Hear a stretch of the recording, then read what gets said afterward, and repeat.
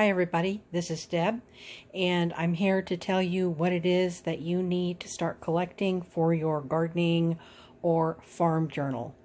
The first thing that you need to do is determine what your theme is. It could be gardening, it could be farming, it could be both. Think about what kind of a farm or what kind of a garden is it? What kind of tools would you need? What would you grow? Would you have animals? Just all those kind of things, because those are all going to determine what it is that you're going to put into your book. So the first thing that you're going to need to collect are file folders. And if you want to tea dye them, you can, or you don't have to. But you're going to need at least 3. I mean, I don't know if we're going to use 3 or not, but we're going to probably use at least 2 of them. You're also going to need some legal size envelopes. These are 9.5 by 4 1/4. So you'll need some of those, and I'll show you what we're going to do is we're going to make a folio, and I'm going to show you this book because it is a folio, just to give you an idea of how it is that we're going to make it. So you'll see. Now I'm not going to say we're going to make it exactly like this, and you don't have to make your folio like I make mine. But a folio is a book that flips out like this and has all kinds of flippies. And let me get this up here. So this flippy opens, well, hang on, opens like this. But it also flips down. This flips open. This flips up. So a folio opens really long like this and has all kinds of flips, and it's double-sided, so you've got stuff on both sides, pockets and things like that. And in this case, I have a journal inside of this folio. So in here is one signature. This is one signature right here that I have put into my folio. And then this flips out, so it goes even longer. So this dude is really long. So again, what you'll want to do is decide what you want your theme to be. What kind of gardening, farm, and you don't have to make it gardening or farm, either one. Or you could just make a regular old folio and then trying to get this closed is a trick. So that's the way it looks. There are other, I think I showed you a different one that was made just out of these size envelopes once before, but this signature is made out of 8.5 by 11 pieces of paper that the edges are trimmed, because of course it's got the white space when it prints, and folded in half. So that's the size of the signature. And basically the book is basically that very same size. So, or excuse me, the folio. So there are all kinds of digitals that you can buy of all different sorts. You need to decide, are you going to have, seeds? Are you going to have vintage type fabric? you know, like the farmer's wife would have a dress made out of, or curtains, or, you know, different things like that, newsprint. Or you don't have to use any digitals at all. Just start pulling paper out. This is just regular notebook paper. This is copy paper that I have tea dyed. Same for this. Same for all that. This is an old book that I don't even know what it's about. Some kind of, looks like a government manual of some sort. Probably got secrets on there. Don't tell anybody. This is one of the ways I pulled this out to show you, because this is one of the ways that I like to do my pages sometimes. So when you print a page, if you don't print it double-sided, then obviously it's going to be single-sided. So then you can take 2 pages and put them back to back and then sew around them. And, you know, and then tear around them. I think that looks really neat, and I've made several journals that are like that. And this has got different gardening tools and different things. So kind of decide what it is that you want your theme to be. Another thing that you might want to start collecting would be ephemera. So these are things that I have been collecting. This is a top to an egg carton. I bought some ball jars, and there's, I saved the box. There's a label off of a canned good.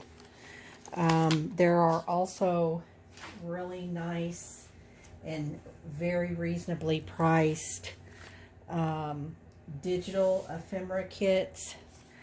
Tailor-made journals on Etsy has got some really great farm. There's a lot. I mean, if you look on Etsy and put in printable farm printables, you're going to get all kinds of really neat stuff. But Tailor-Made Journals has got some, and it's, you know, everything from milk labels. So if you don't have labels, then I guarantee you can buy them as a digital. They've got some really neat stuff. Some of these I cut out of magazines and books, and I've been collecting them for a while. These are old recipes. Yeah, you know, a farmer's wife needs to have recipes, right? So she might have recipes along with her, you know, her farm journal. So I wanted to show you how this isn't actually a farm journal. This is actually what I made as a teacher. So this represents a teacher in 1925. But one of the things that she liked to do was raise eggs. I mean, in 1925, you're going to have a garden and you're going to raise eggs.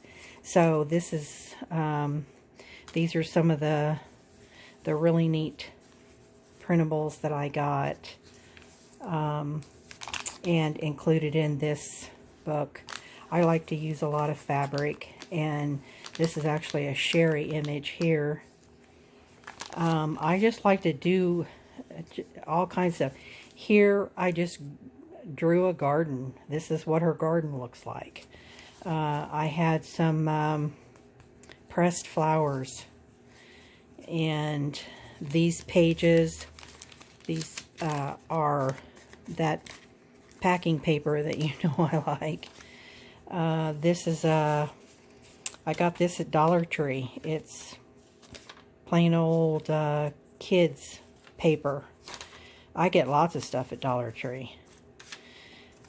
So these, I just wanted to show you this because these are examples of some really neat printables that you can get. Here's a milk ordering thing with coupons.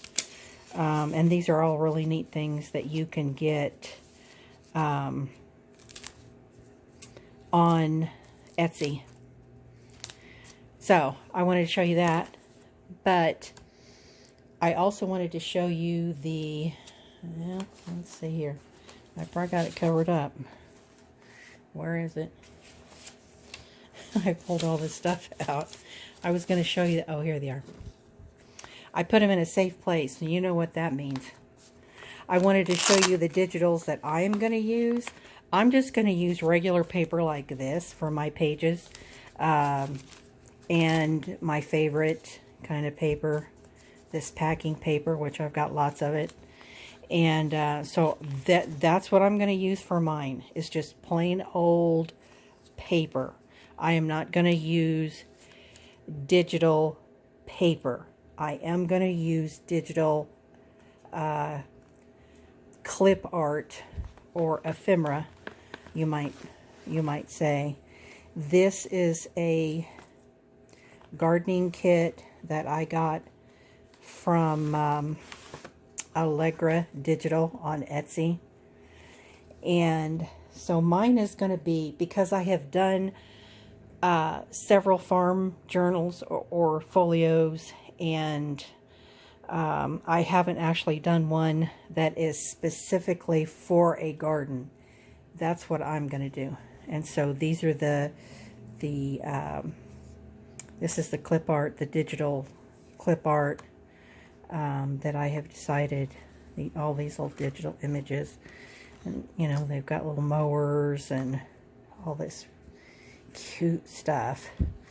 And, you know, then once you buy this cute stuff and print this cute stuff, then you got to cut this cute stuff out, which, as you can see, I have already done. I happen to like cutting that stuff out. It, you know, it relaxes me. I can do that while I'm watching TV or something like that. But anyway, so this is the one that I'm going to use. You certainly do not have to use this. You can use anything that you want, but I wanted to show you the different kinds of things that you could be collecting, like tickets, absolutely anything around your house. Dig through it. I've even got, when you buy clothes and they've got tags on them, I save the tags. I save everything. So stamps would be really cute. These are like little recipe card looking things. So anyway, and so another good reference would be magazines. I have got stuff cut out of magazines. I was so fortunate. My friend gave me a boatload of gardening, cottage gardening books, magazines, and I cut all, is that not the cutest? I cut everything out. So there's another good resource for you. Used book, Goodwill. Here's Lasagna Gardening for a Small Space. It's got cute little images, as well as cute things that you can pull out or tear out and use in your really cute. This is a really cute one, and I actually got this one free.